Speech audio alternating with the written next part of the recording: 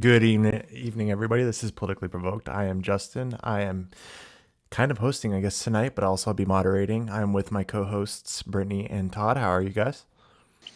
Great. Hungover. We have Bumpkin and Vanillamaster coming on tonight to debate whether or not there is a political option. Um, so yeah, it should be a good debate. Looking forward to this one. If you want to join the show, make sure you write politically provoked on either Discord, in the friend Discord, or the email at politicallyprovoked at gmail.com. Come on, anybody's welcome. But yeah, let's get to the debate. If you have any questions during the debate, you can go ahead and send a super chat or just at politically provoked and send in your question, and we'll get to those at the end of the debate. So yeah, let's bring on Bumpkin. What's Hey, going how's on, it going? Bumpkin? Doing well. Yeah, I'm Bumpkin. I represent New Frontier, which is actually, we're gonna be running for politics. So this is why this is a spicy debate for me. So yeah. Yeah, I'm looking forward to it. Let's bring on Vanilla Master. What's going Hey, on? I'm Vanillamaster. My political. Lights out again. Sorry, is this better? Is this better? Yeah. Yeah, you're good. Okay, my political positions have changed a little bit since I did my debate a few months ago. It's kind of hard to describe because I'm like getting more and more into National Socialism by the day, but I don't like calling myself a National Socialist because both old National Socialism and modern National Socialism are really bad, in my opinion. So I'm kind of like, and I kind of like taking National Socialism. If I don't really identify in any political camp, so I'm kind of sympathetic towards it, and I would probably I think National Socialism taken to its ultimate conclusion would be like some form of eco-fascism, but not the type of eco-fascism that people use to try and like ruin Zoltanis. Like the tree people are really annoying. So, all right. Can I just say something real fast, Vanilla? Yeah. You do realize that Mussolini called himself like a National Socialist, but not in like the sense of like a Nazi, right? Yeah. He- Well, I'm talking about I understand we'll get into that. I'm more Yeah, I was just referring gonna say to that. Okay. Before we get into the intros, Bumpkin, before you were here, Vanilla Master said he's got a pretty long intro. I don't know if it goes over 5 minutes. Are you okay with that? Yeah, I don't care. Okay. If worst Alright. case scenario, I'll just turn off my camera and listen in while I smoke a cigarette. perfect.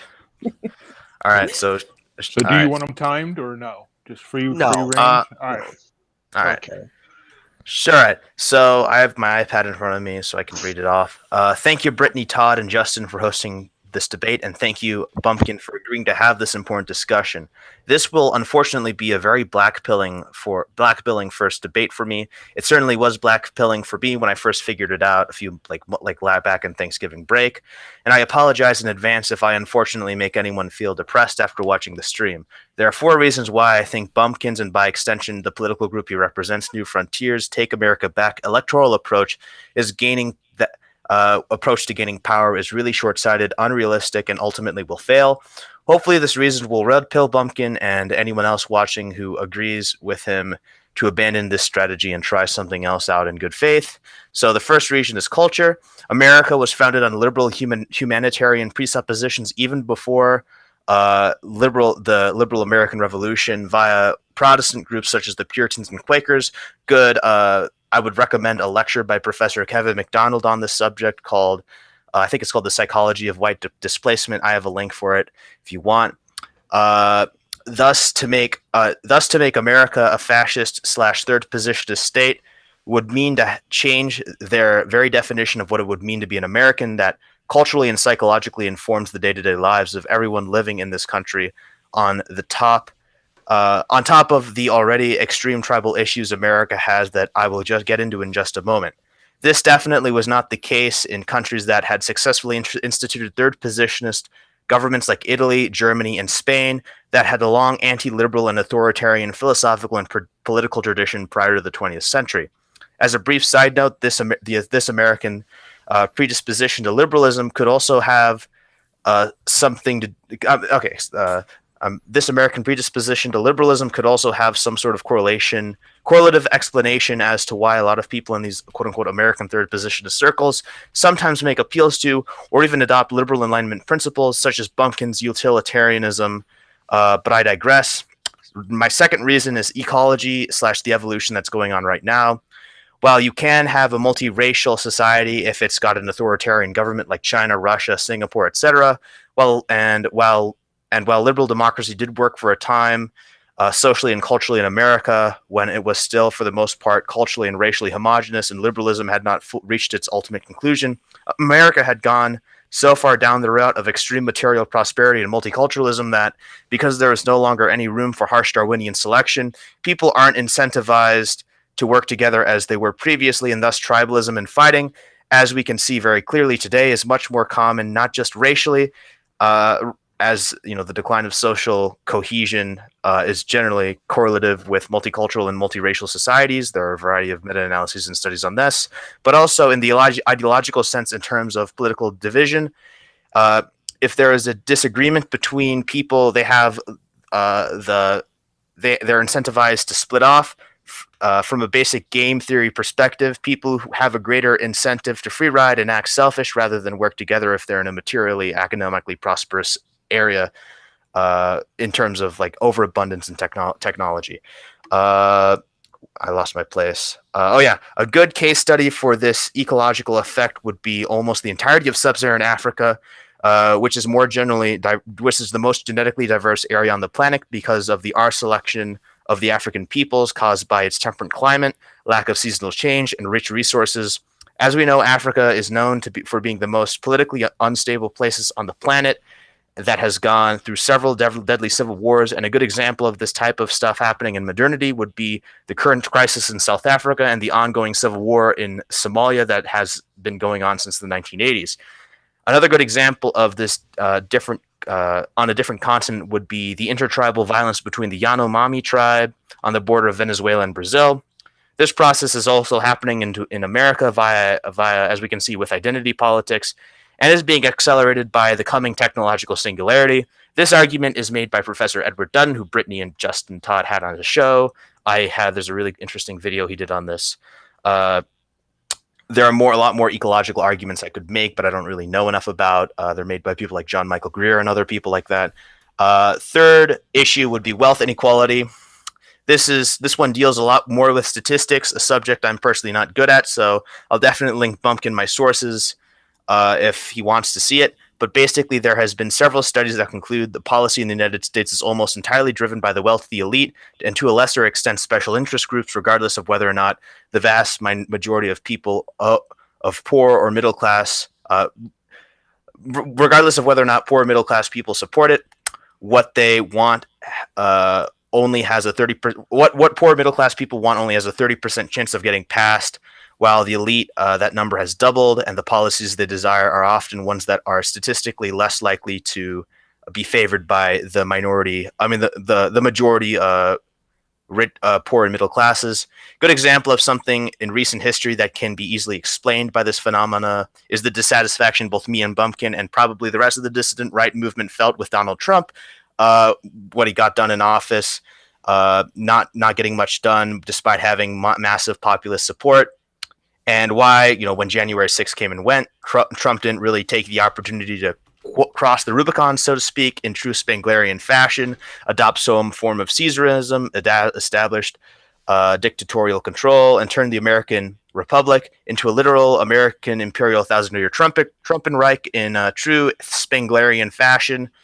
I first heard of this statistical issue in a video done by the Alternative Hypothesis a while back that put these studies in context. The point of the issue is, if all of the important policies are determined by elites, then it also seems obvious that they are the ones controlling policies and presidents through NGOs such as the Council on Foreign Relations and their infinite supply of money acquired through their control of privately owned central banks like the Federal Reserve. Privately owned central banks like the Federal Reserve. There's absolutely no way they would allow any economically populist, culturally nationalist, or isolationist policy to gain power, especially in a society that has spent 70 plus years of educational programs and sociological research programs via groups like the Frankfurt School, which were funded by the Rockefeller Foundation and the CIA, to explicitly make sure that populist, anti-liberal governments across Europe, what the third positionist wave happened in the 20s and 30s in Europe wouldn't happen again. Then my fourth and final reason would be the Great Reset. This one, admittedly, is based more on my own speculation and hinges on a lot of economic problems that I am ultimately not too familiar with, not as familiar with someone like Bumpkin. I lost my place again. Yeah, I'm pretty sure a lot of people watching this stream are familiar with the World Economic Forum's 8 predictions, being NGO speech for promoted policies. For the world in 2030, it was the article that coined the phrase, "You will know nothing and be happy." Anyway, one of the 8 predictions was that, quote unquote, U.S. dominance is over. We have a handful of global powers, which is interesting to note, considering that the dissident right has been talking about multipolarity since Dugin. While many people think of U.S. dominance as purely geopolitical, this could also be about the fact that America's economy is based on a black hole of debt that I would assume has accelerated a lot due to the sheerly massive amount of money printing, and that has led to a noticeable amount of inflation that occurred during the pandemic. I've spoken to a few people who are a lot more economically minded and intelligent than I am, and who say that this is because of the virus. America is going to hit a debt ceiling very soon. I'm convinced that the World Economic Forum is aware of this and is actually planning to shift the world reserve currency power from the US dollar to something completely different, like regulated cryptocurrency, as a part of their overall plans before the potentially inevitable future economic and supply chain collapse of America. Keep in mind that the World Economic Forum plans to achieve its goal of making the United States a completely economically dependent on this new goal, new global reserve currency by the year 2030, while a complete restructuring of American society into a third positionist / fascist state at every institution through electoral means would take about 50 years, probably a lot more, if not several generations. Your platform simply does not have enough time to achieve complete societal change. I am sorry, Bumpkin. I have a conclusion. Would you like me to read it, or would we like to go ahead? Go ahead, Vanilla. Okay. Now, as an American, my own solutions to our current problems of liberalism, taken to its ultimate conclusion and egged on by in-group preference of those that this platform likes to call the Swedes, will be implemented in the face of 2 possible paths. America has 2 paths it could take in the near future. Either America will collapse under his own bureaucratic rate, or become a neoliberal totalitarian state following the whims of the global technocratic elite, adopting levels of repression that we are seeing in Australia right now, but on steroids. Either way, the future looks grim for people living where the elite have the most power in urban areas. My 3 optional solutions, and this is kind of a little bit of the cringe part. Either get out, move to small, obscure rural areas. Get out, when I say get out of the country, like move to Eastern Europe or something. Move to obscure rural areas where the dissident right can organize more freely, or just build your own breakaway civilizations, which is what the dissident right is already doing. So people in the dissident right who can't stomach what I predict will come in the near future in more densely populated areas in America must immigrate to a safer European country that is still open to our views, like Hungary, the Baltic, the Balkans, Ukraine, and other areas ASAP, before the collapse happens, or either that, or before either the collapse happens or the Great Reset, the technocratic elite take over. And then, I don't know, there might be more stuff in between. Hopefully Bumpkin and I can make more predictions later on. Would also suggest, people continue making their own breakaway civilizations, which is what the dissident right is already beginning to do with like the creation of separate media and separate businesses and stuff like that. But it has to kind of be expanded. So I know that I'm going to get a lot of hate from this American third position community for making these observations, but I'm only doing this in an attempt to help the dissident right out. the American experiment was fun while it lasted, but ultimately I think it was at the very least something very drastic. I ultimately think at the very least something drastic is coming to this country in the near future. That is my opening statement. Okay. I don't have an opening statement. I don't need an opening statement. Can we just start this? Yeah. Okay. I'm doing everyone in the comments a favor here. Okay. So you realize all of the West was built off of liberal ideas, right? Yeah, I'm not saying that we should abandon. Like, You're saying we shouldn't go back. Really quick, sorry. Vanilla, turn down your volume a tiny bit. There's a little bit of an echo. So. Is there a little bit of echo? Yeah. Okay. All right, it's better. Okay, so all of the West was built off of liberal ideas, but you're only willing to throw out America. Going under this assumption, we have to throw out all of the West, like all of Western society. It's literally all built off of liberal ideas. Italy, pre-fascism, was built off of liberal ideas, and they're also pretty diverse as well. You there? I think we might have lost him. Uh-oh. So while we wait for him to get back, Bumpkin, I have a question for you. What do you do to like network for New Frontier? Like, how do you guys? What do we do? Is it just grassroots? It's fully grassroots. We had Cynthia McKinney on, ex-congresswoman. Okay, now is it working? Is it still bad? Yeah.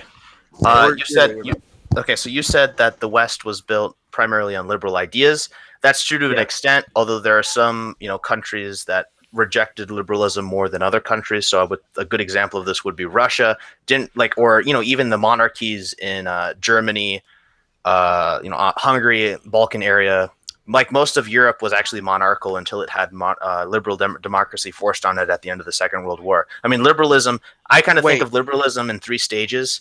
So there's the, early liberalism from like proto-liberalism and the Renaissance that kind of got accelerated during the Protestant Reformation. We have the Anglo-liberalism, of like that America was founded off of. Okay, and then we have the continental liberalism of, we're going to go back. We're going to talk about America pretty soon. We're going to go back. You keep mentioning the Balkans, okay? You said that they weren't built off of liberal ideas. Well, also Germany, but like they that was kind of like after the Second World War, that was forced onto them, right? Okay. We don't need to get into that discussion. Sure. I know. We both agree there. Yeah. But specifically Yugoslavia, right? Which turned into the Balkans, right? Yeah. So can you name me the actual ethnic difference between Croatians and Serbians, besides speaking a different dialect? I would assume there are probably none, but there became later ethnogenesis, probably because of. It's almost like comparing Germans to Austrians, right? Yeah. Well, I would actually take it a step further and say that most of Europe, since the fall of the Roman Empire, is an extension of Germany. Because like most, there's bound to be a bunch of admixture from like the indigenous, like native populations, but for the most part, it was an extension of Germany. Sure. But my main point is they had such a similar ethnic origin, right? And they're such a similar people, but they still balkanized. They still fucking hate each other, right? Yeah. So my main point here is so let's say America does balkanize, right? Well, I hope it doesn't, but I hope you're right. I hope you're correct. I want your position to be correct. Yeah, but all it takes is a little bit of hope, right? All it takes is a little bit of faith, right? Well, I'm not a. By the way, I don't like Trump. I'm not a trust the plan type of guy. Yeah, me neither. Okay, so, but my main point is when we talk about the Balkans, you got to realize that it's not just different races that balkanize. It's different religions. Well, I wasn't. It's different. I gave the example of the Yanomamo tribe in Venezuela, right? They were all the same ethnic group, and they have constant intertribal violence. It's more than, even though you're right that there is to a degree some ethnic conflict that there's a direct correlation between multiculturalism and multiracialism and Mhm. Decline in social capital. It does that. You can have. I mentioned in my opening statement, you can have countries that are authoritarian, like Singapore, like China, like Russia, that do that type of Okay. that have a functioning society. My issue with that is that America did not have a long tradition of anti-liberalism like Singapore, China, or Russia. Uh, that where it can function. Like, you have to look at things in their historical context, is what I'm saying. Exactly. I think that America could implement laws like Singapore without a real problem, Hmm. because Singapore made the different ethnic. They were basically different ethnicities, but Yeah, it was mainly heavily religious, right? yeah, they Um, were all Catholic. Yeah. yeah, yeah, Catholic, Buddhist, yeah. But with a strong state, right? They make it Hmm. work. Sure. Um, but also when we talk about the United States, right? Hmm. I think Trump was obviously a failure, right? Yeah. Bernie Sanders was obviously a failure, right? Yeah, but it was a cool populist wave that happened, right? It's But yeah, it's that populist wave, right, Vanilla? It's that you see that populism isn't dead in America, right? You see that yeah. same populism I that people know. like I know. Huey P. Long had, Yeah, or I got it. people like I knew you were gonna make this argument. yeah, or hold on, Sorry. Huey P. Long,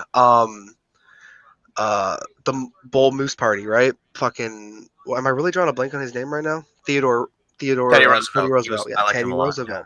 Roosevelt. Teddy Roosevelt was pretty close to a third positionist, right? He Hmm. he he had socialist policies, and he also was a staunch nationalist, right? He Hmm. was famous for trust busting, which was Hmm. very Sorry. based, Yeah. which was very Yeah, based. that is pretty based. I agree. I'm But with you on the economic populism. but but now I know, right, I know your problem with this, right, is that all of the examples that we've seen in the past are all of these lone wolves trying to attack this problem themselves, right?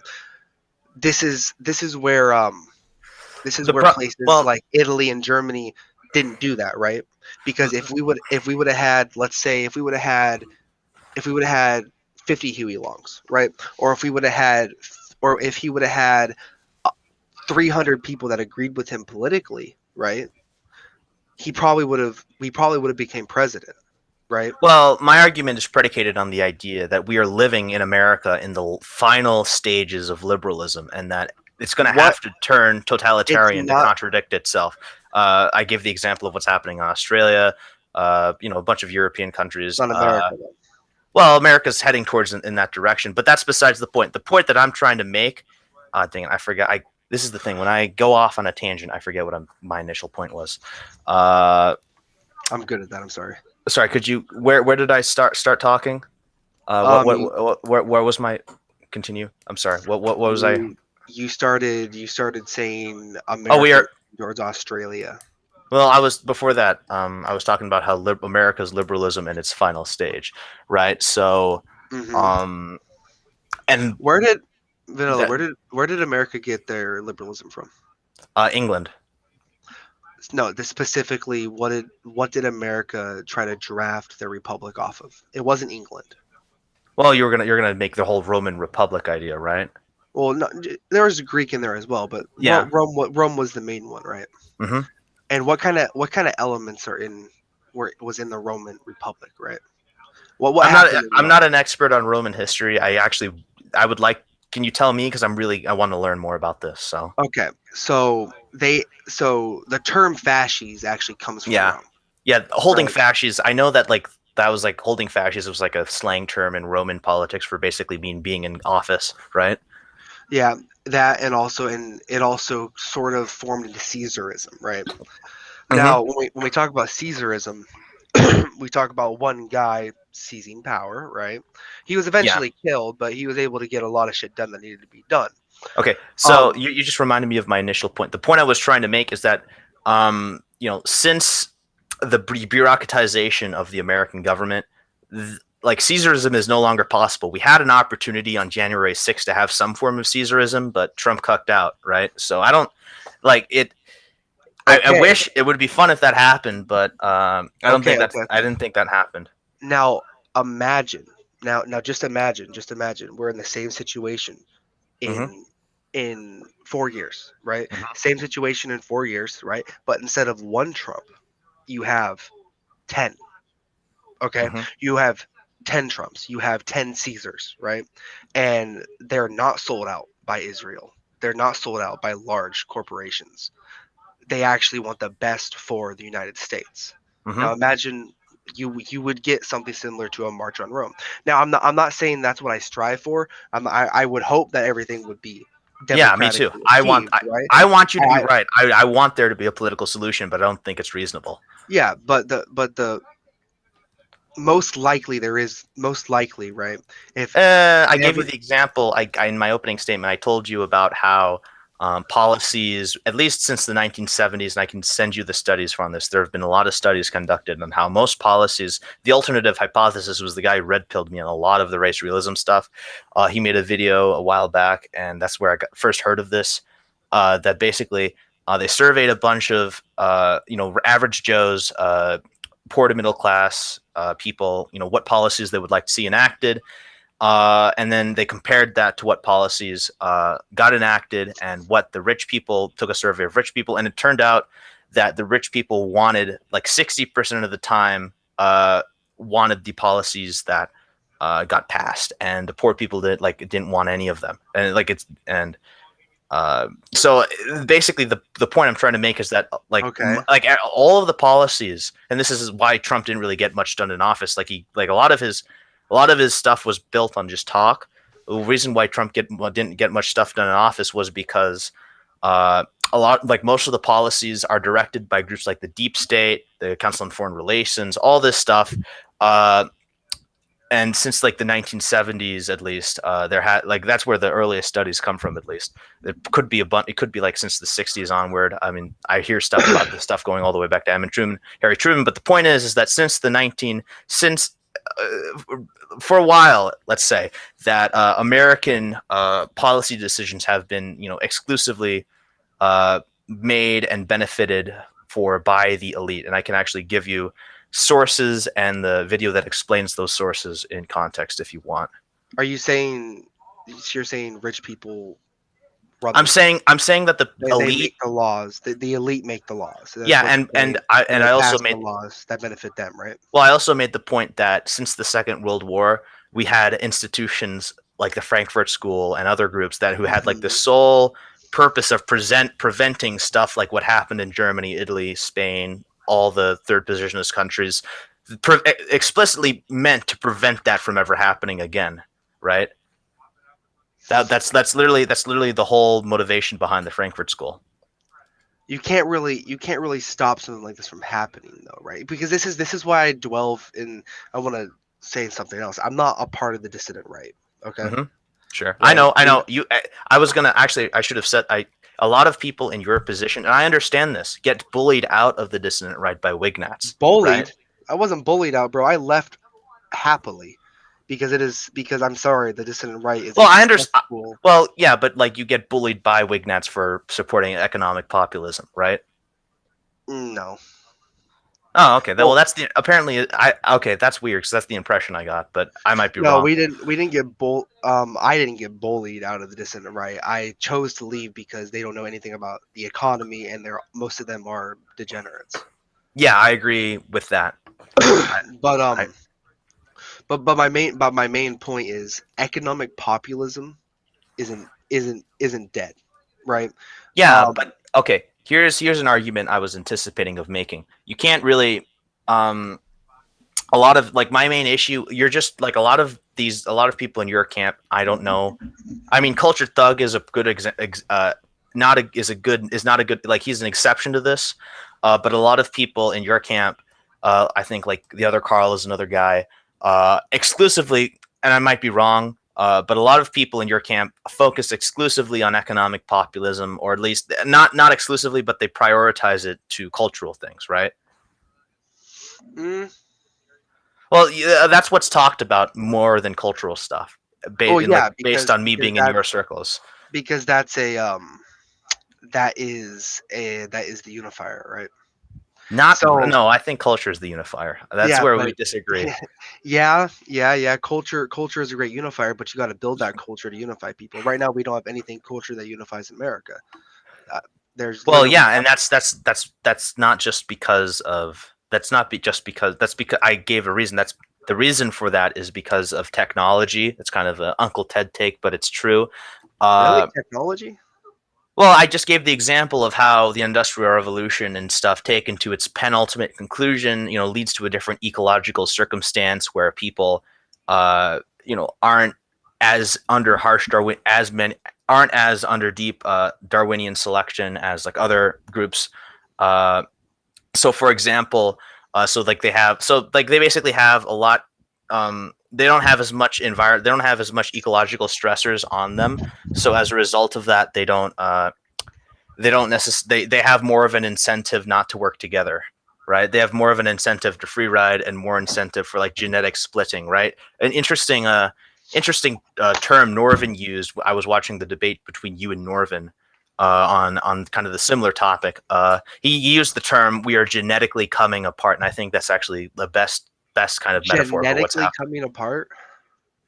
Yeah, no, there's like ethnogenesis happening all over the place. Why do you think that is?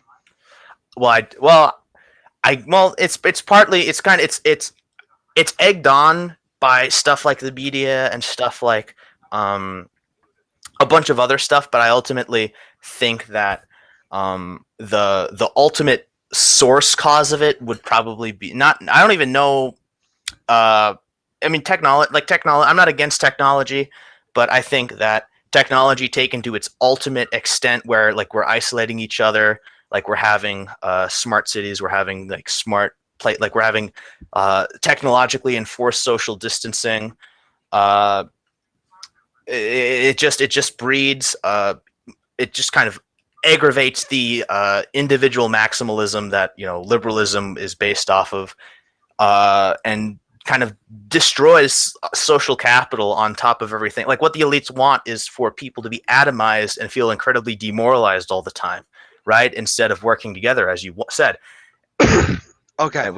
So I'm going to give a different hypothesis. Okay. What if the reason why there's so much sort of quasi balkanization and these little niche in groups and out groups and identity politics as a whole is because the media pushes that? Well, yeah, I think the media. I'm saying that that was already a thing because of America's. Well, another reason why that's already a thing is because America was foundationally a multiracial country.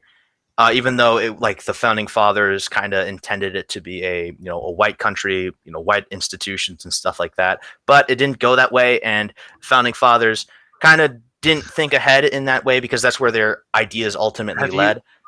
Vanilla, have you ever read the 1791 Immigration Act?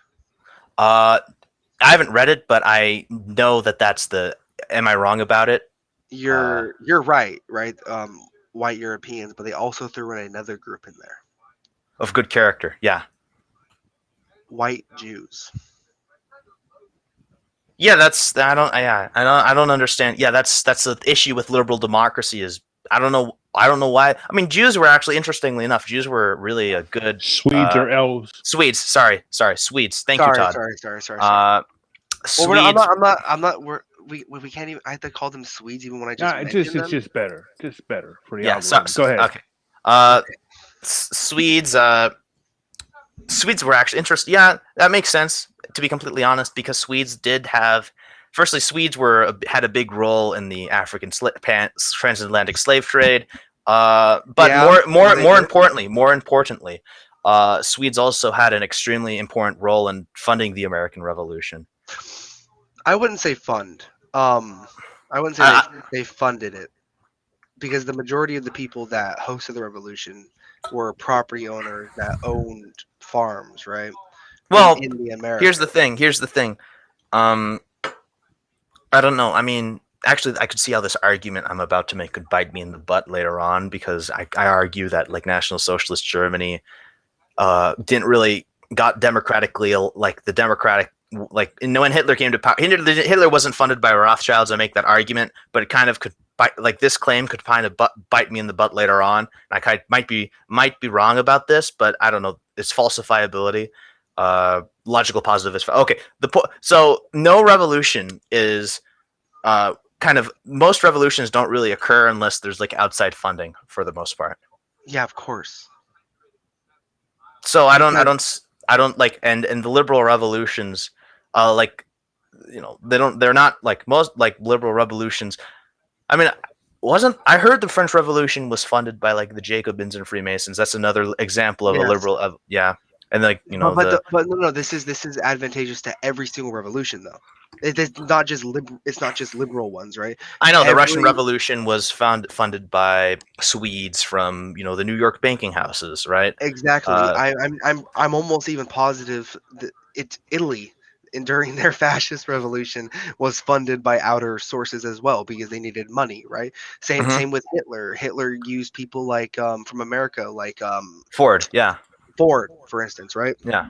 Well, So- I heard that like Henry, Hitler sent people like to America to work with Henry Ford, but like nothing really got done out of that. He still sent money though. Yeah, that's true. But Of course, Henry why Ford. would- Henry Ford wasn't a Swede. He wasn't a Rothschild. But I understand the claim that like commies and tankies make that National Socialist Germany was kind of funded on the backs of bankers. No, it wasn't. Well, yeah, I don't. I know. I agree with you. It wasn't. I agree with you. Most, like, if you look at, I wanted to. This is a weird story. I was in Florida the other day. Like, because it was for Thanksgiving break. I was visiting my grandparents. I like going to a bookstore in Florida. My parents wouldn't let me buy Henry Ashby Turner's book, Wall Street Banks and the Funding of Hitler. It's weird because I didn't think I would find that in an obscure bookstore, but I did. But yeah, people like Henry Ashby Turner, kind of pointed that out, that like most of, I'm not agreeing. I'm suspending disbelief on the whole Wall Street banker claim. But I think I'm leaning towards your position that Hitler wasn't funded by the bankers, but he was funded by industrialists. outer sources. Yeah, Industrialists, yeah. Because obviously, Ford shared opinions with him, right? And also he could make money in Germany, right? If he was smart enough. Mm-hmm. But nonetheless, the point is to say that back to the main point, your first point, right? Saying that since America was founded on liberalism, right? That it was failed to start, right? It was destined to lose. But to say that, you'd have to say that with almost every single other Western country, because majority. Well, I mean, Edward Dunn makes the claim that France and England are also going to fall apart eventually. So, but you even have to throw Germany in that mix because Germany only became the liberal democracy very recently, right? After, in like 1946 or 47, right? Even like in the 80s when it unified, I think that was in the 80s when it unified. It kind of only became a true liberal democracy. Are you willing to throw Sweden, Denmark, all of them? I'm saying that if there would be and also keep in mind that I think that the collapse is kind of one of two options. I also think that the Great Reset could kind of move the center of current, like the World Economic Forum could step in and move this, like the currency center, the world reserve currency from America to somewhere else, to kind of ramp up the totalitarian control then. But let's say hypothetically that my first collapse future thing comes true. I think that since countries like Sweden, Germany, the Balkan area, Russia isn't even a liberal country, but Russia don't. Yeah, no. Well, let me make my point. I agree with you. That was a stupid example. Those countries became liberal extremely late, even though I think like the elites are trying to accelerate liberalism there a lot.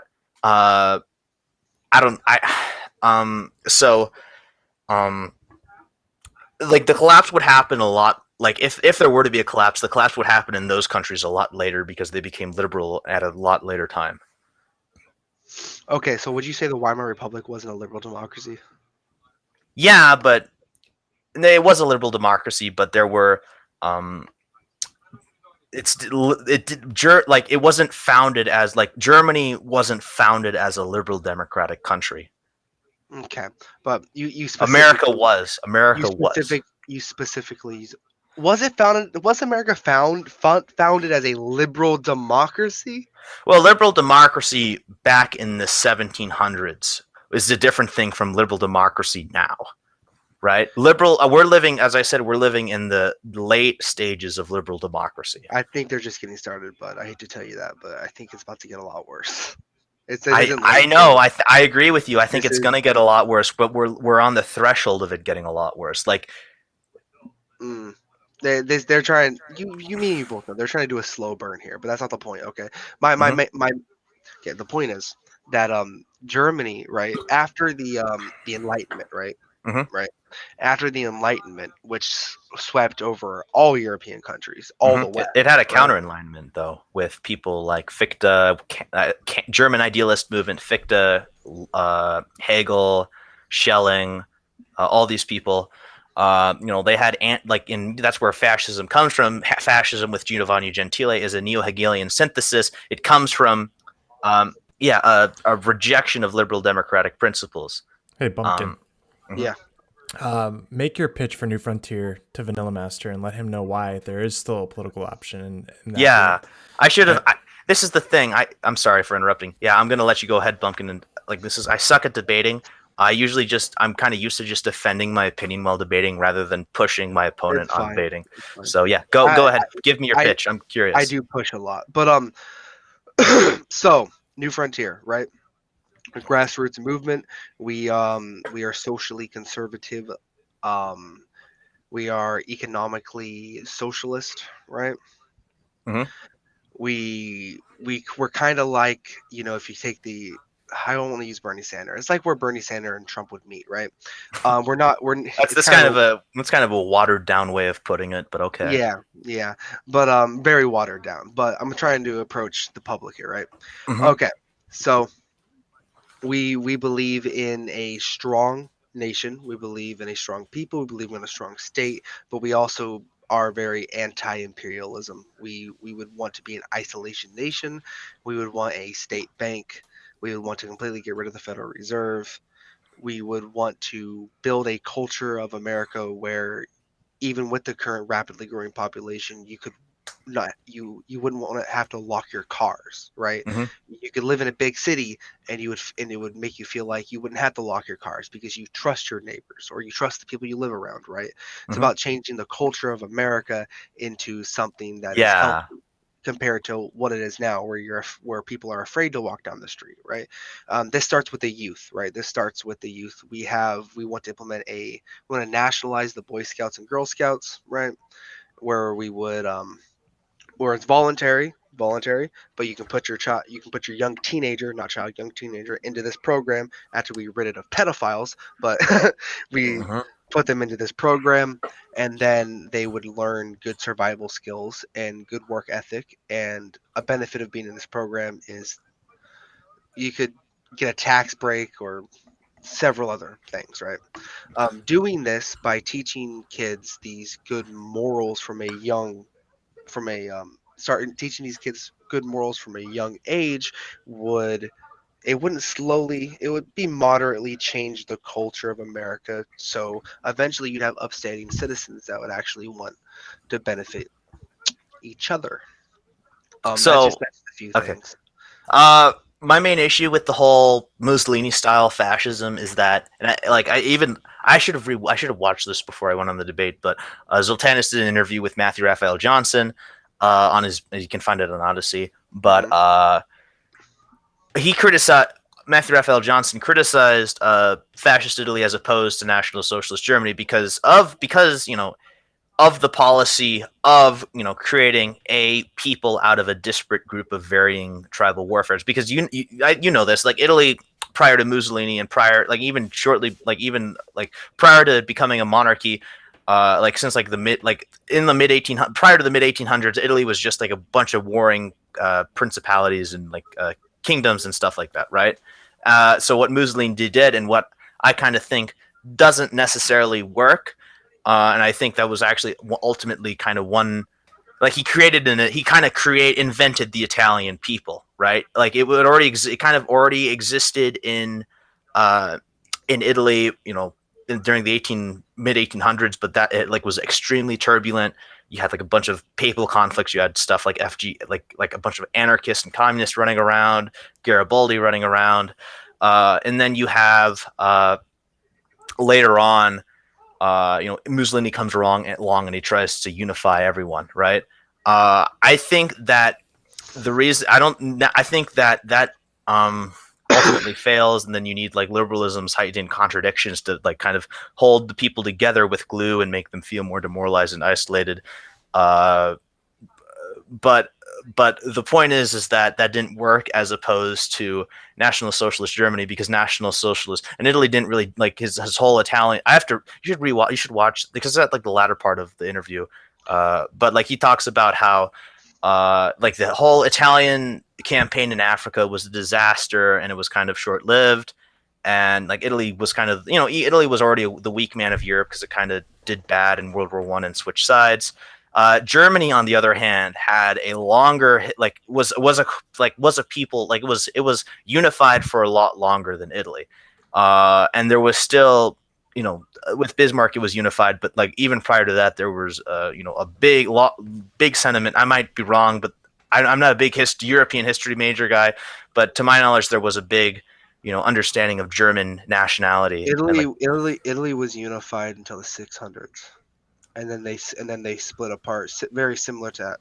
Well, yeah, but that was the Ostrogoths. And that was also prior to the creation of the nation state, which is a liberal democratic invention. But the nation state, is it? Or well, yeah, the whole Westphalian idea, like after Napoleon, right? Wait. So the entire because prior to Napoleon, like Germany. Well, not the entire concept, but like the modern Western European concept that's kind of used in the United Nations. Okay. So like prior to Napoleon, there was a bunch of warring principalities and fiefdoms. Like Napoleon got rid of the Holy Roman Empire, right? And this is what I'm talking about, Vanilla. When you say since it was founded on liberalism, we should throw it out or let it run its course and die. You're throwing out all of me and your history by doing that. You realize that, right? You're like what's I'm worse? saying it's fun while it lasted. I kind of like it was fun while it lasted. Europe, like the founding fathers, like Benjamin Franklin. I actually can read a quote from you if you wanted. He was against slavery, and he actually intended for. Why is there a scrubbing noise in the background? Sorry. I have no idea. I doodle while I listen. Okay, he intended for. It's fine. I like doodling too. He intended for the United States. A lot of founding fathers intended the United States to be kind of like a new Europe, where this new European ethnogenesis would occur. I can read you a quote from him if you want. It was never intended, and also, to get back to your point about the Immigration Act of 1790.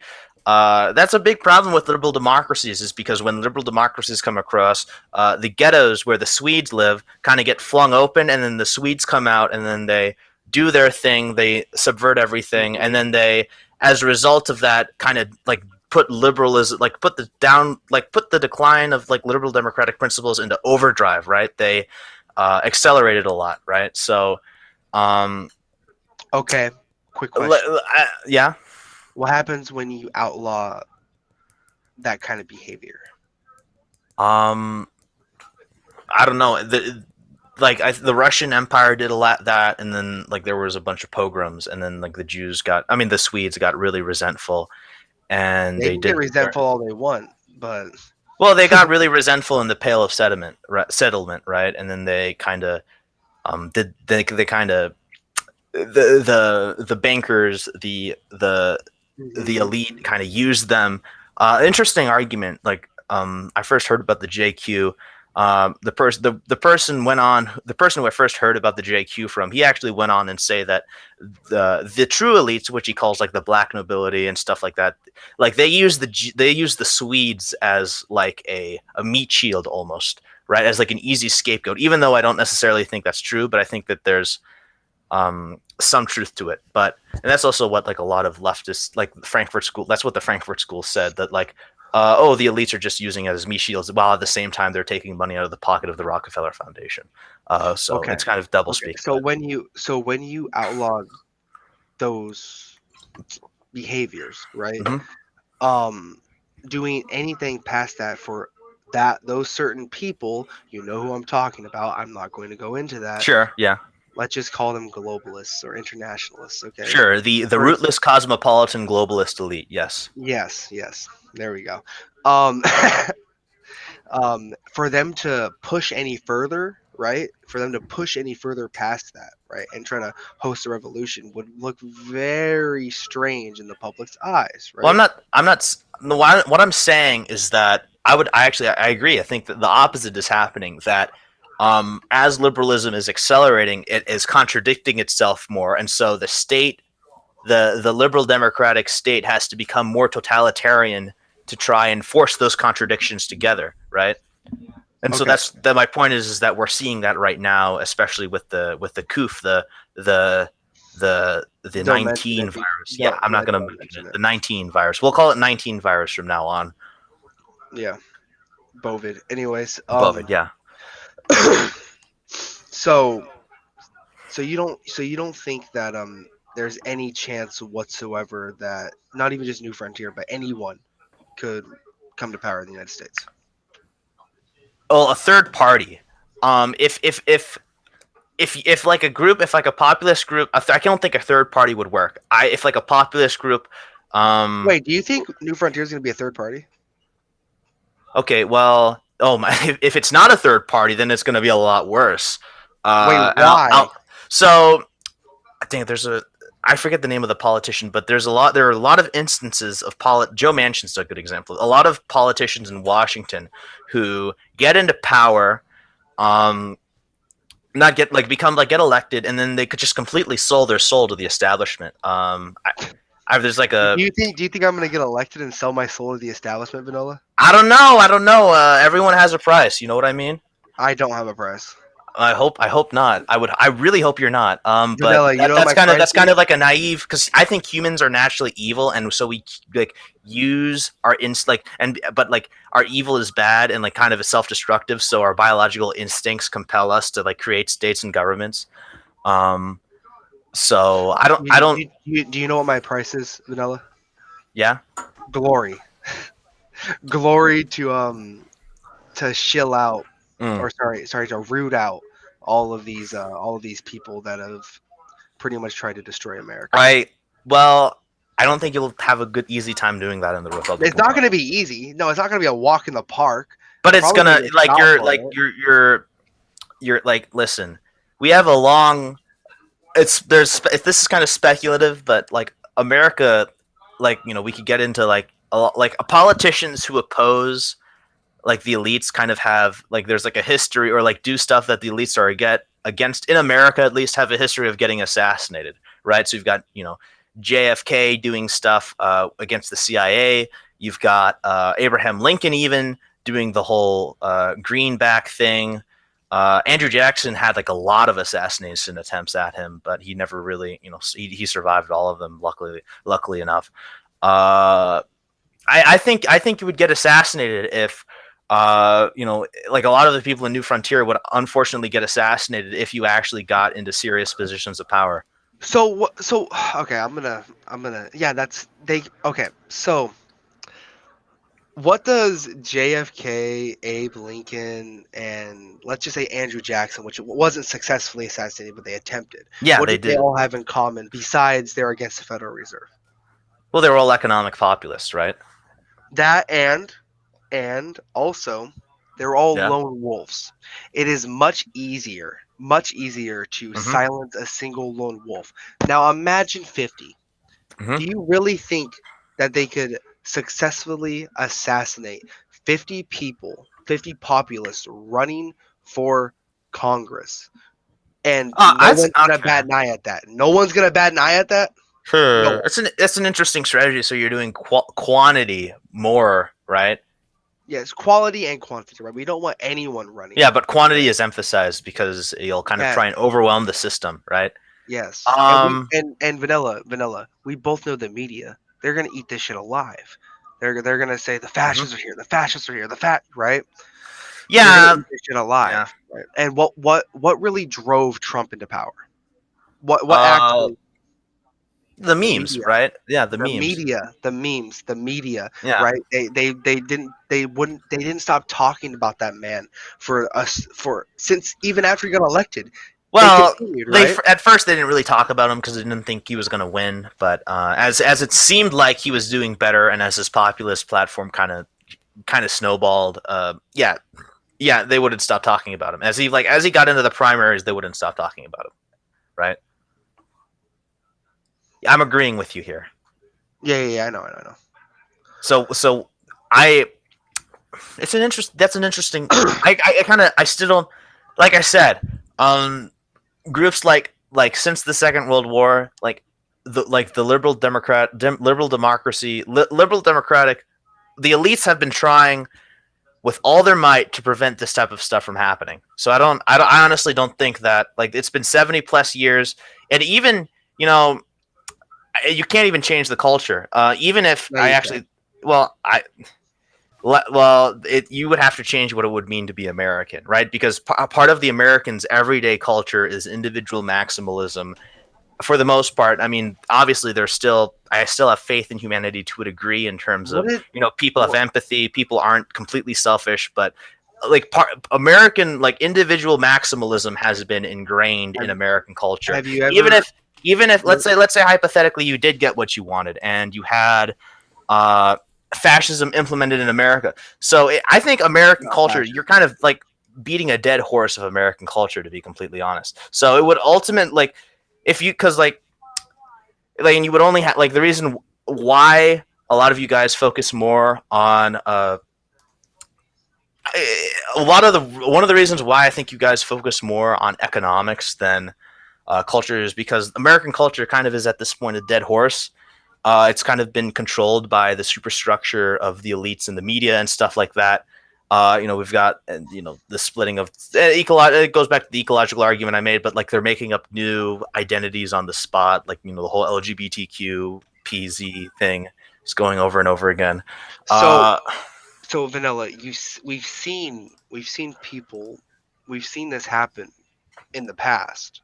Right? I know, but my point now is that my point now is that even though stuff happened in the past, mm-hmm. The socialization is very cumulative, and since the boomer generation, you got to remember that a lot of this brainwashing technology was pioneered in the boomer generation. I spoke about this on the private politically provoked Discord, actually, after I had a kind of a mild anti-Swedish rant. That if you go to even if this recent experience, if you're someone in our generation, I think you're a Zoomer, right? Mm-hmm. If you go visit your grandparents, especially if one of your grandparents lives in an urban area, they're gonna spend they spend most of their time on the TV doing and do nothing else, right? That. My point is that the whole brainwashing technology since the baby boomer generation and since the wealth and the prosperity that was squandered by them kind of came about, the elites have been pioneering their methods of over socialization and brainwashing on the boomers and the generations henceforth. So, and also I heard about this too. I have to research this more, but there are statistics about there's the idea that Generation Z is the most populist or culturally conservative generation on the planet. Apparently, is a myth. So even if they're maybe if you, to be completely honest, now that I think about it, maybe if you wait 30 or 50 years. Something different, you'll have a chance because liberals, because of their maladaptive predisposition to maladaptive behavior because they're spiteful mutants, their population will go down because they'll stop having children. But as I said earlier, I don't know if that's possible because, if we take the World Economic Forum route of the future, which I honestly, to be completely honest, I think the World Economic Forum route is a lot more likely, and a lot more things are trending towards that than societal collapse. Even though, I'm not going to make a statement on that, but even if like you had like the opportunity to do this like 50 years later, like the World Economic Forum wants to get their goals done in like 10 years, right, by the year 2030. So I don't know.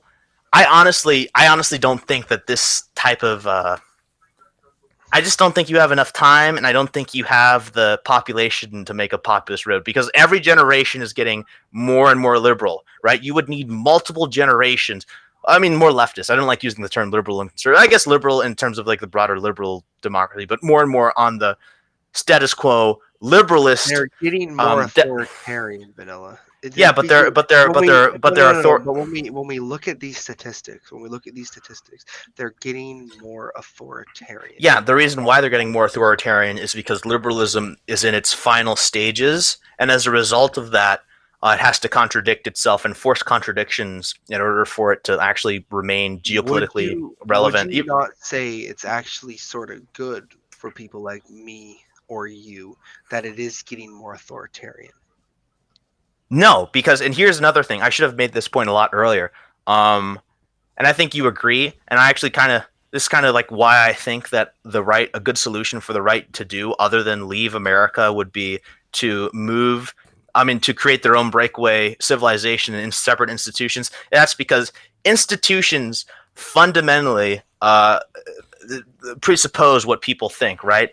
The reason why you believe what you like, why most people, I know you don't because you're red pilled for the most part, but the reason why a lot of people believe what they believe and why people are so socialized is because they can't think for themselves. Thinking for yourself is hard, so they have institutions think for them, right? And the left-right dichotomy is fake and gay, and that's the Overton window that this country is in, or the Democrat-Republican dichotomy. More, that's what I mean when I mean left and right in this country. I don't mean to throw it off topic, but I just got a message that they made Santa Claus gay in Sweden. So that's gross. Now I feel like vomiting now. But what I meant to say was that, and I mentioned at the end of my opening statement that you would need, in order to convince everyone and kind of create like a trickle down effect where all of society kind of has this remodel, like the new fascist man happens, you would need probably I would even say 4 or 5 generations of this cumulative stuff to happen. In terms, you would need to do a reverse Gramscian long march through the institutions, right? And that's going to be really difficult because we don't have enough time to do that. Okay. And also everyone's against us, the Frankfurt School and stuff like that. Yeah. Yeah, and I mean, what do you mean? Yeah, and everyone's against us. Rothschilds were against Germany. The Rothschilds were against H, right? Fucking yeah. I know. The issue is against the banks were against Hortler did not have the same. Huey Long is not 1940s America is not the same as 2021 America, right? I would say they're not the same institutions. They are not the same institutions. I would say it would be even better if Huey Long was born into this generation. No, he would. Do you know nothing about Huey Long? He was a left-wing populist. I know he was left-wing. He was against this. He was against the segregation, right? Yes, he was a left-wing populist, right? Mm-hmm. And I would say it's even a little bit better that we have sort of strayed more towards the left in the United States. No. Okay, that's once again you're thinking of economic populism and not cultural populism. That's cultural you have to build. You think economics is downstream from culture, right? That's kind of the impression I'm Yeah. getting right now. Yeah, no, that's wrong. Because I think it's not evolution wrong, is though, Vanilla. downstream from genetics, and that the two overlap in a genetic Vanilla, mesh. I have a question for you. Mhm. What do you think? What do you think conservatives in America care about more, the culture of America, or if the football game's on? Well, the football game is the culture of America. No, but seriously, if people are fed, if the football game's on, and they just get sex all the time, right? They're pretty That much is not American going to culture, care. dude. That is American That is culture. American culture, exactly. But the point is, if they can afford these things, is what they care about. Oh my god. Okay, so basically you're saying that fascist America, not ideally for you, but kind of like well, maybe I like fascist America is basically like authoritarian, economically populist, hyper liberalism in the sense socially. So basically that means that um, I actually wrote this down because I was anticipating this. So even if you did have a fascist America, hypothetically, you get your New Frontier gets what they want.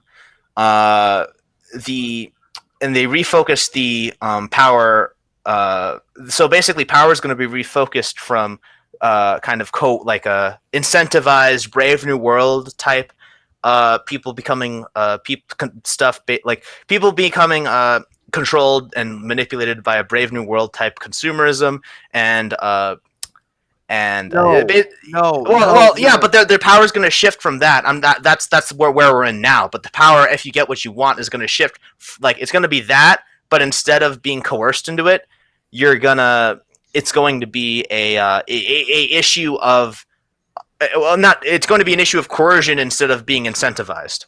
It's basically the same culture. It's just different economics, right? That's no. Well, you just made the analogy. If everyone has all their and I don't know. This is kind of the impression I got. I might be wrong. I want to be good faith, but what you said was that it doesn't matter if everyone's being a degenerate or doing degenerate things in the broad run from a populistic standpoint, just as long as they have my corporatist socialism or something like that, right? Is that what it is? In the current Oh state. my god. Yes. In the current state, you are giving me validation. You are giving me confirmation bias. Wait, am I wrong though? Is that not what people care about in the current day? It shouldn't be. Yeah, exactly. My goal in politics is to get rid of that, not try and incentivize that with okay, sorry. Yeah. Can you listen to me? Okay. I'll mute myself, sure. What I am saying, Vanilla, is that we shouldn't strive for that, right? But you need to use the vehicles, right, and the system currently, right? And you want to change that culture, but if that's the culture right now, you should use it to gain that power. That's all I'm saying. And the way to do that is through economic populism. We saw that with Bernie Sanders. We even saw that with Trump. All right. So economic populism is very much still alive. And you can use you're confusing me. I don't see how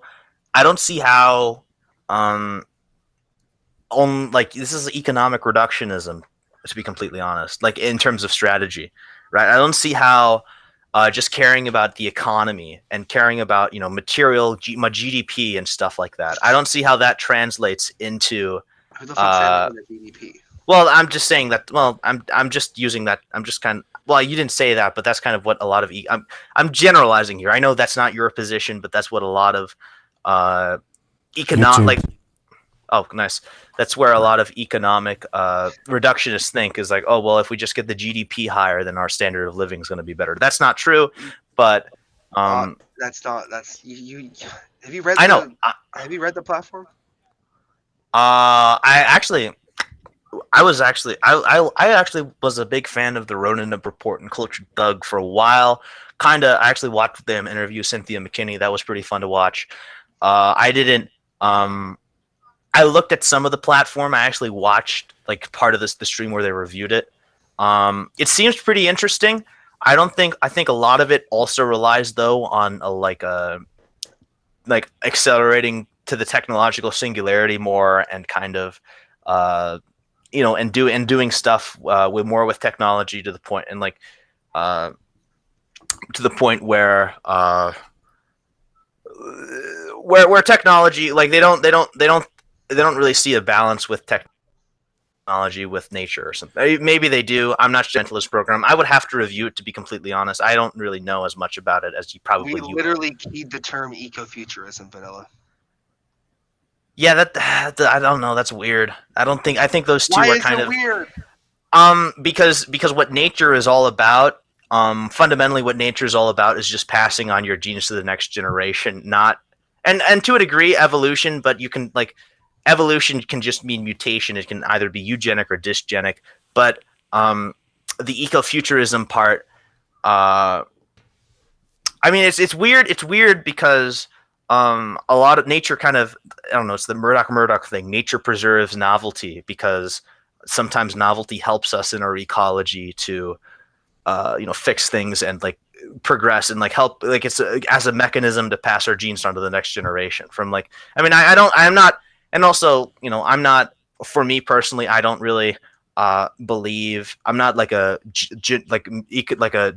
materialist reductionist guy. I kind of think that, psychology, like Jungian ideas of psychology, might have a role to play, or even that, like, I'm actually a lot interested in ideas like panentheism. I know I was interested in this. I first, the idea that God is within nature and nature is in God, and, like, divinity are kind of one and the same, but at the same time, there's a logos, or like a absolute divine law that humans are predisposed to follow outside of that. And so it's kind of like a deterministic view. I don't know. It might actually be a bit contradictory at the end of the day. But I don't know. They're like that's what the Hare Krishnas believe. It's a Chincha Beta Beta Tattva. So that's kind of where I'm leading metaphysically. But I think that nature should be. I think nature should be over technology. Well, nature should be over technology in the sense that nature is more important than technology, because nature kind of defines what it means to be a human or part of a specific organism or life. Is that black and white to you, or is there a gray area where they're symbiotic? Well, I think, like, nature is an aid to evolution. Like, look at the 10,000 year. I mean, no, I mean, technology is an aid to evolution. So, like, in 10,000, like, art, like, a good book I would like to read on this. I don't have this book, but I, like, the idea is, and it's probably like, this has been shown out by genetic data, that since the invention of technology and, like, technological advancement has greatly sped up our evolution, and our basically the rates of genetic mutation. It's basically kind of 10,000 year explosion, and, like, how we adapt to things.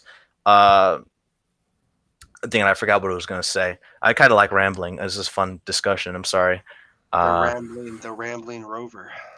But the technology, like, culture, and also even culture is a technology for evolution. Like, any form of technology, whether it even be culture or physical technology, like, I don't know, like wheels or stuff, like, rocks and chucking rocks, or like pointy spears, and like weapons. Like, any form of technology is an aid to evolution, because we adapt to that technology, and that technology helps us to adapt to our ecology to a degree. So I think technology and technology and nature kind of go hand in hand.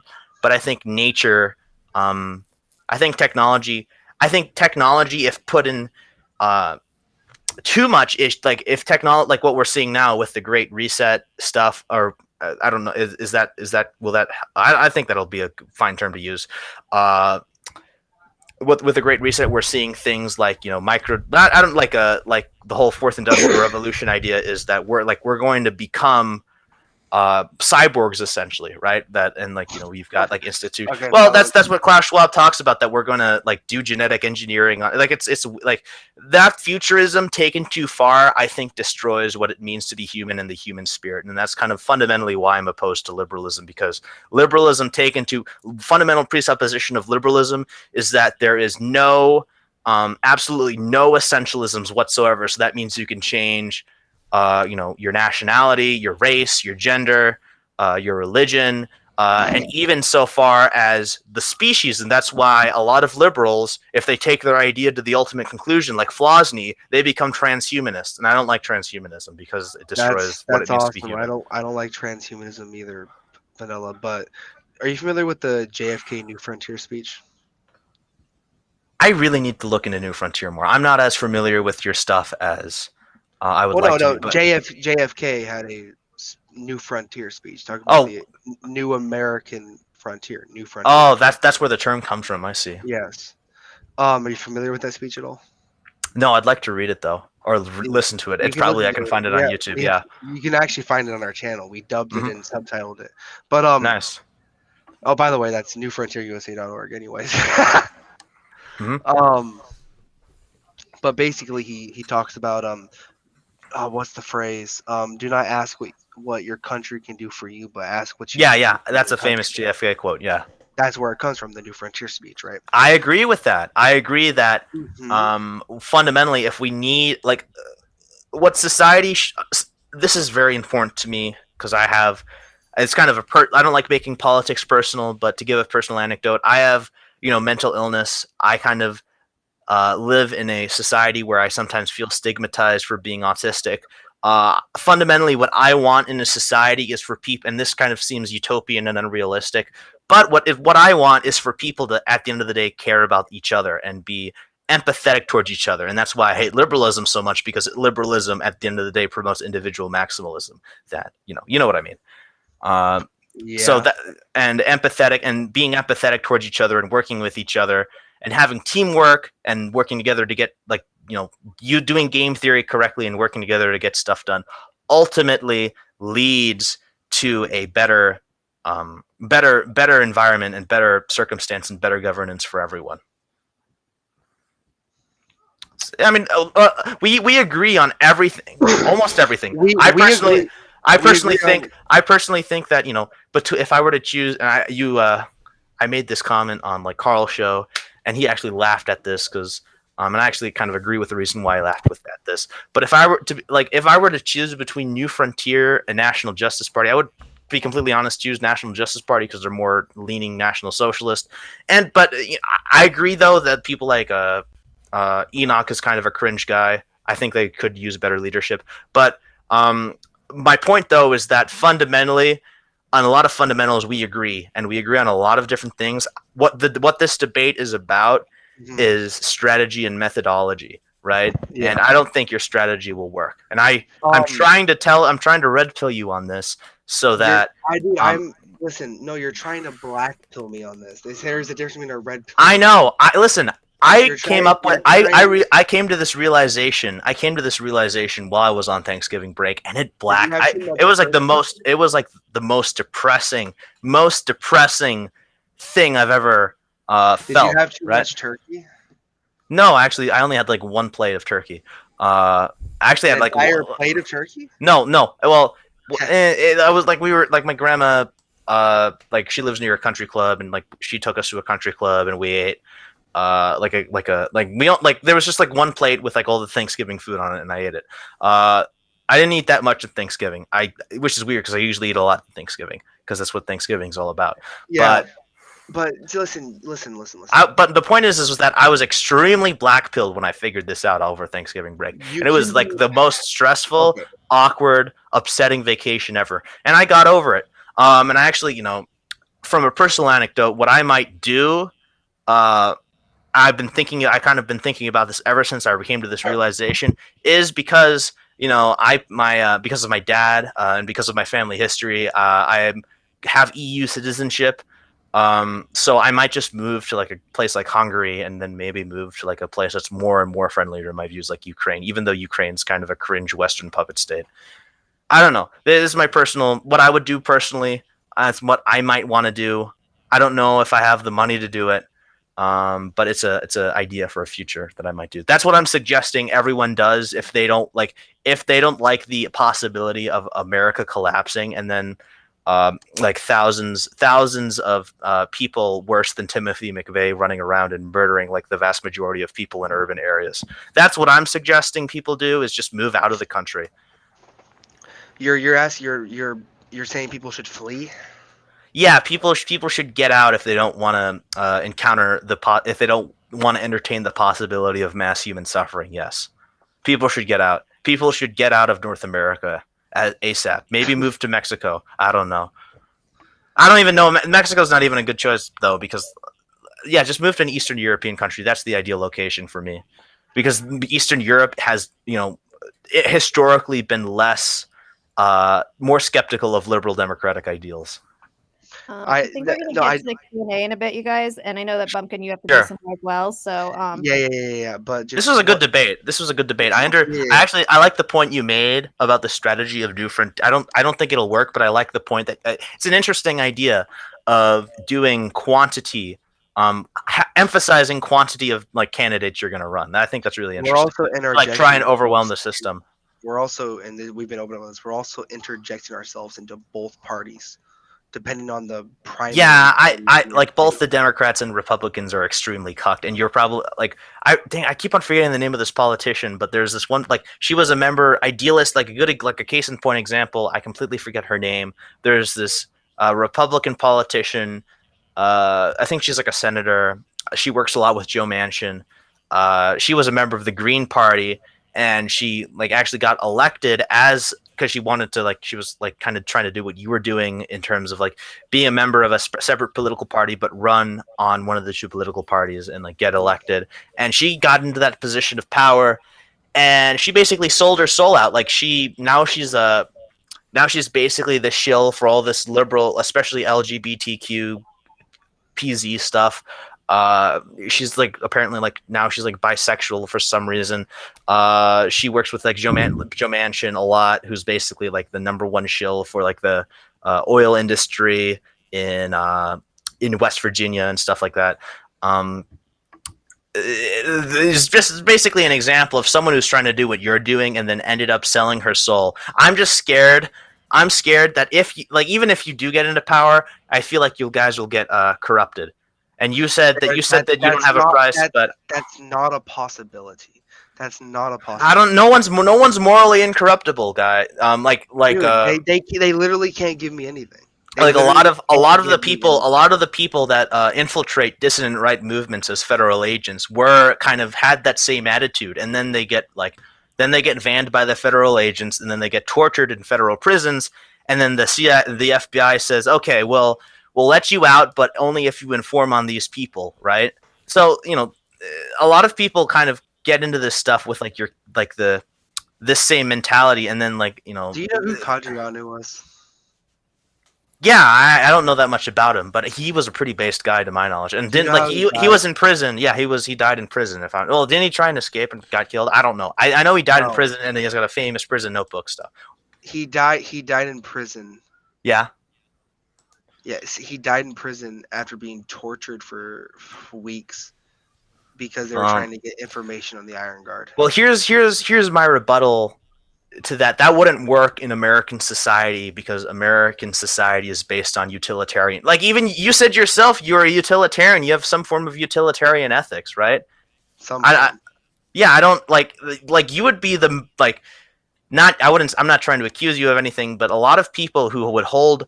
I'm being good faith. I'm assuming that you're a morally strong person with your convictions, but someone like you would ultimately, like, if someone like you was a very sincere adherent of utilitarianism and trying to do that, he would well, actually no, I'm wrong, because that's but like a lot of people who kind of hold liberal beliefs like utilitarianism, not diehard utilitarians, because that wouldn't, like, in principle not work. Okay, that's good. Then like people like you would be very easily corruptible because you believe in like utilitarian hedonism, right? Even though, well, Stan Stuart Mill wasn't a hedonist, but Jeremy Bentham was more of a hedonist. I don't believe in hedonism, buddy. I know, but that's what the traditional utilitarians. That's what utilitarianism traditionally defined it. Like I don't just believe, right? The whole point of my sort of utilitarianism, and we do got to get into the Q&A, but the whole point of my more utilitarianism aspects is what limits the less suffering. right? So if we're in a Yeah. situation, right? Okay, well, and yeah. that- and that's not- If you that's were in a not- situation where you're being tortured by FBI agents, in I'm order to talking about- limit the suffering, you would say, "Okay, I will become a federal agent." No, you fucking retard. That's not what I would do, Vanilla. I would say I don't shoot me in know. the head. I would say shoot me in the head. That's what I would say. Well, they Jesus need Christ. you. They need you to be a federal agent, though. Well, All right. then they need to kill me. Yeah. All right, there's just 3 questions, so it should go kind of quick, and then you guys can do your closing statements. God. All right. So, from Rogers Army, 1 question: why should we trust your so-called values? Because they're. Oh my God, I know who this is. I don't know why he's. I didn't know he was watching. But he said my values are in accordance with evolution and natural law, and ultimately, what non-falsifiable truth is, and any like that's what they're ultimately predicated upon. They're ultimately predicated on logos, and what liberal democracy is all about is rejecting logos. So that's why I'm against it. It's the whole E. Michael Jones shtick right there. Okay. What about you, Bumpkin? Do you want to answer that question? No. All right, that's fine. Go on to the next one. Sure. So from William Hollow, are you familiar with the Kaufness McDonald debate? If so, what do you think? I'm not familiar. Me? I don't know what that though. That looks interesting. If it's is it like Kevin McDonald? Because yeah, that's Kevin McDonald was the guy who wrote Culture of Critique. If that was the case, yeah, I'd like to look into that. Yeah. Maybe hit me up on Telegram or hit me up on Twitter. Yeah. Send me that and I'll watch I it. don't know. What Discord server? I'm not really in any Discord servers that are public, so I don't really know. From Dixie Crusader, what year does New Frontier plan to win, and how many people are they going to run? We plan to win in 2024, right? We're running to win every single time, right? But how many people we got right now? Let's just say 7. Let's just say 7 currently, and this is spread out across the United States, right? Cool. Kaz back on Discord said, someone remind Vanillamaster that what's likely to happen will give way to what people want. Do you think any relevant person in history just let the status quo continue at their detriment? Well, as I said earlier, I think institutions control how people think, and the institutions are currently controlled by our enemy. So, you need a minority of people who criticize institutions, right? That's how innovation traditionally happens. But we live in a situation now where, and this actually Spangler talks about this, that this happens at whenever a civilization is in decline. You had this with the Buddha in India. You had this in Socrates in classical Greece. Have you ever read Machiavelli?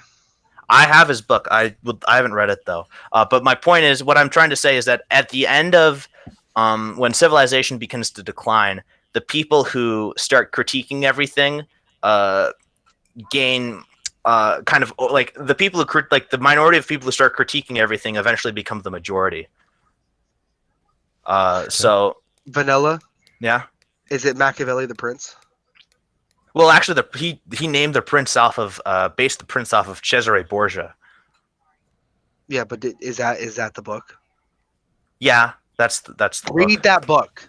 I have that book actually. I got that in while I was in Florida, but I haven't read it yet. New Frontier is useless. Well, here's one thing I actually really like that New Frontier is doing, the book publishing stuff. I really like that a lot. I don't know. I don't know if I'll be wasting my money donating to New Frontier or like by buying one of the books, but I like who knows, I might do Waste that. your money. You're such a cunt.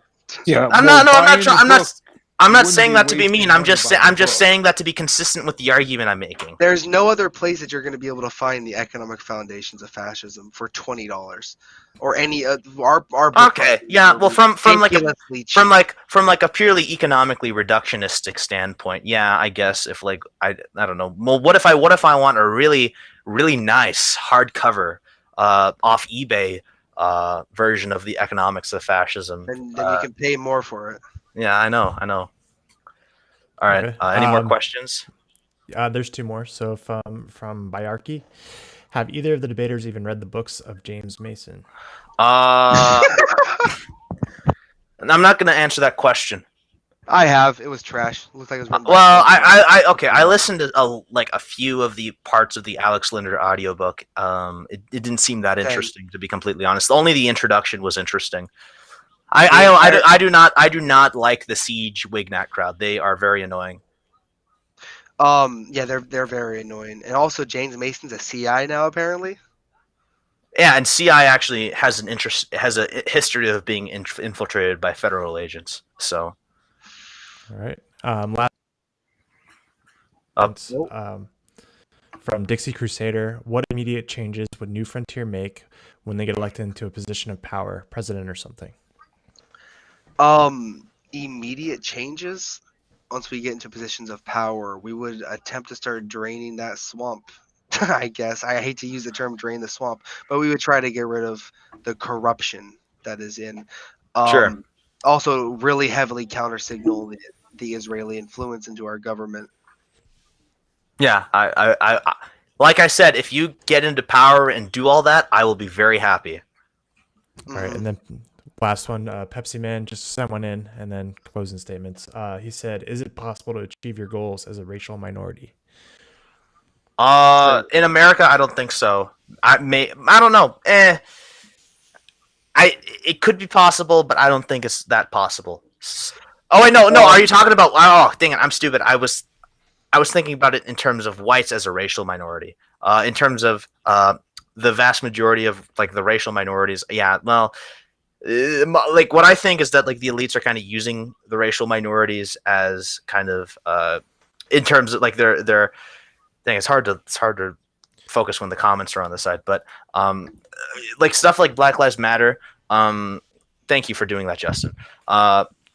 Stuff like what Black Lives that was in my like last year with all the rioting. I think that was kind of a distraction that like the elites were putting forward. Like they were using like because like BLM is like was given like $30 million by George Soros and a bunch of organizations. I think that and like BLM, like an explicit tenet of that is to like not for like members to like disavow black nationalists and actually black people who actually know what's up. So I think ultimately I think the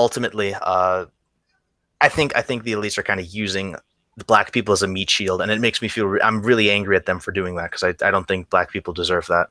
So, what do you think, Bumpkin? Yeah, obviously you can. This is the United States. The thing that is freedom of speech is still a thing in this country, and you can express it no matter what. Thank you, USA. Unfortunately, the speech is extremely suppressed, and I'm going to segue into saying thank you, Politically Provoked, for having me on. It was a lot. This is a therapeutic experience for me because I don't really live in an environment where I get to express my political opinions very often. So I really appreciate you guys giving me this panel, this forum to talk about, my ideological and philosophical opinions. I really appreciate it. Yeah, you're welcome. Come back. Thank you. Yeah, I enjoyed this. Yeah. What do you guys say? Okay. Thank you. So newfrontierusa.org. I don't know.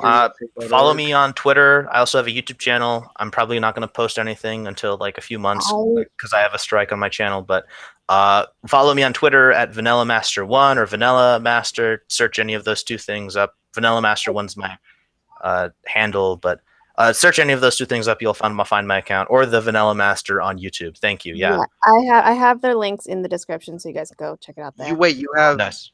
You have New Frontier in your description? I'll add that. I'll add the New Frontier, and I have your Twitter page though on Bumpkin. Awesome. But yeah, so I'll add the New Frontier, and I need your YouTube page. I couldn't find it.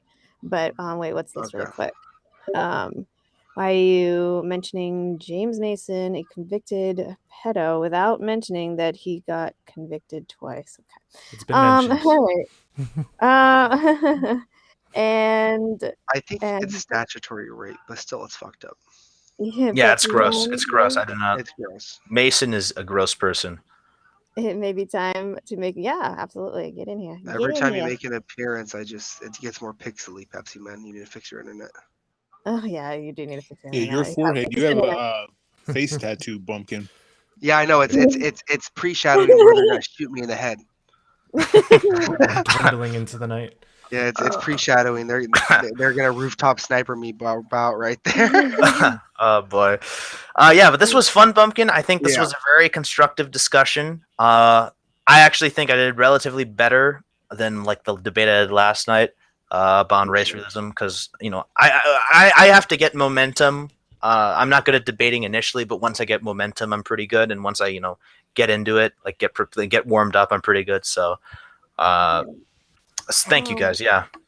I am going to put also if you guys aren't familiar with Doobie's Discord, the politics Discord, make sure to join. We're gonna do a lot of our planning there. There's a section for us. It's the biggest politics Discord server on Discord. No, really?